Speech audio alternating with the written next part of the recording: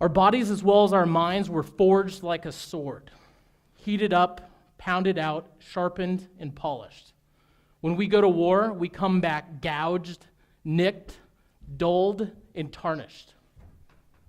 We need to be reforged, repurposed, resharpened, and repolished. That moment in my garage was my 0 hour. The time when I needed to make a vital decision to decisively change my life. That change is this: 0 hour expeditions. Our mission is to address the physiological issues that adversely affect the mind's ability to process post-traumatic stress. We do this through prolonged wilderness exposure, nutrition, and proven holistic treatments. What we will provide is 30 days in the wilderness, a place where the body can heal, decompress, and reconnect. This 30 days allows them to reset. It allows their body to heal and their mind to heal along with that.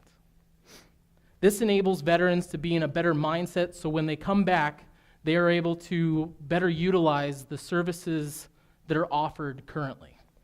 Now, the burden is no longer a broken body and broken mind, but a pack carried in the wilderness with the tools we need to heal. 23 students out of her class of 30 needed corrected vision. And when we did the math, that meant that over 70% of students in one class could not see.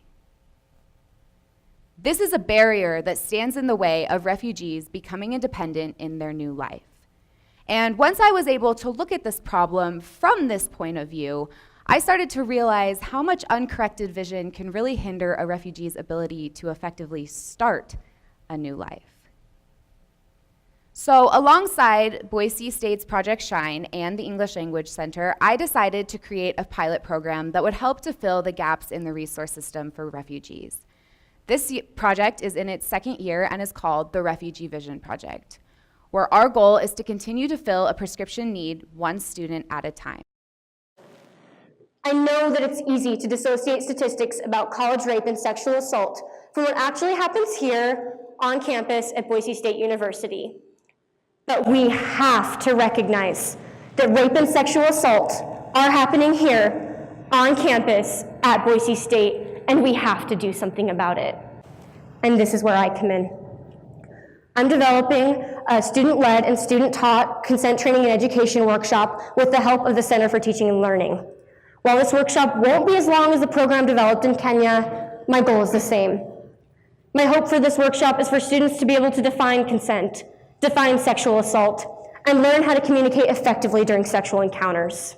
Please come talk to me after the symposium if you are interested in working to stop sexual violence and learn how you can become involved in my program. We owe this to the students of Boise State. We have to start this conversation so there aren't any more stories like mine and countless others, and so that students feel safe on campus. I look forward to making this change here with you at Boise State. Every Tuesday, I go to prison. Not because I'm on work release or because I did something bad. Every Tuesday, I go to prison because I teach a class out there, a class in debate. I found myself on a speech and debate team after drifting through life through my early 20s. I'm a non-traditional student, and I credit speech and debate with quite literally saving my direction and my life itself. So we started a program. We started last year, and we do 12-week cycles. And what we do is we do about half lecture, half actual debate. They responded, and they wanted to prove me wrong. They came back and said, no, read that, and I'll tell you why I could fix the world.